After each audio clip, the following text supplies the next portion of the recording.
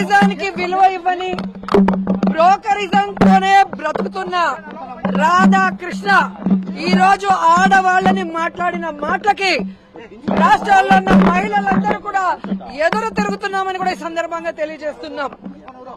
ఈ రాధాకృష్ణకి పెళ్ళాం లేదా, కూతురు లేరా? వాళ్ళు వీళ్ళకి గడ్డి పెట్టరా నేను అడుగుతున్నాను. మా కుటుంబాలలో, మా నాయకుల కుటుంబాల్లో ఆడవాళ్ళ గురించి మాట్లాడే అర్హత ఈ పనికి వాళ్ళ రాధాకృష్ణకి ఉందా నేను అడుగుతున్నాను. ఒక డొక్కు సైకిల్ మీద వచ్చిన రాధాకృష్ణ ఈ రోజు వేల కోట్లకి ఎదిగాడు అంటే ఏ విధంగా చంద్రబాబు నాయుడికి బ్రోకర్ గా పనిచేశాడు, ఏ విధంగా ఎన్టీఆర్ ని దించినప్పుడు చంద్రబాబు నాయుడు ఇచ్చిన సూట్ కేసుల్ని మోసాడో అందరూ కూడా గమనించారు. ఇది రోసయ్య గారు కూడా అనేక సందర్భాల్లో చెప్పడం జరిగింది. ప్రతి వారం కొత్త పలుకు అనే పేరుతో కొవ్వెక్కిన పలుకులు రాస్తున్నాడు. ఈ రాధాకృష్ణకి కొవ్వు కరిగిస్తాం, కొవ్వు దించుతామని కూడా ఈ సందర్భంగా హెచ్చరిస్తున్నాం. ఈ రోజు చంద్రబాబు నాయుడు అధికారంలో ఉంటే కుల గజ్జితో, అహంకారంతో చంద్రబాబు నాయుడు వేసే అవినీతి బిస్కెట్ల కోసం నువ్వు వైఎస్ఆర్ కాంగ్రెస్ పార్టీ కుటుంబ సభ్యుల్ని, అలాగే నాయకుల కుటుంబ సభ్యుల్ని ఇష్టం వచ్చినట్టు మాట్లాడుతుంటే చూస్తూ ఊరుకున్నారనుకున్నావా?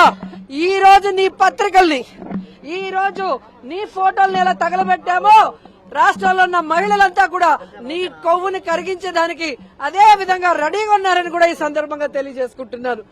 ఈ రోజు రాష్ట్రంలో నువ్వు దోచుకున్న దోపిడీకి, ఈ రోజు నీకు ఇచ్చిన నీ ఆఫీసులకి, అలాగే ఏవైతే చంద్రబాబు నాయుడు ప్రతిసారి అధికారంలో వచ్చిన తర్వాత నీకు కట్టబెడుతున్నాడో వాటిని కాపాడుకోవడం కోసమే చంద్రబాబు నాయుడు రాసిచ్చే రోత రాతల్ని రాయటం, చంద్రబాబు నాయుడు రాసిచ్చే బూతు మాటల్ని రాస్తూ విషపత్రికలాగా విషం చూపుతున్నాం.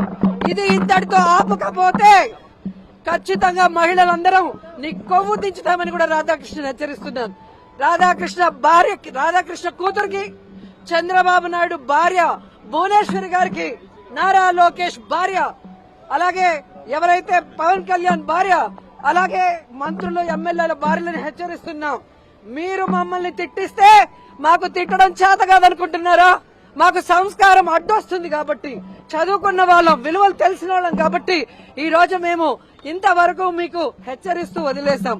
కానీ ఇక మేము మొదలు పెడితే మీరంతా బయటకు కూడా అడుగు పెట్టలేక సిగ్గుతో చచ్చిపోతారని కూడా ఈ సందర్భంగా తెలియజేసుకుంటున్నా.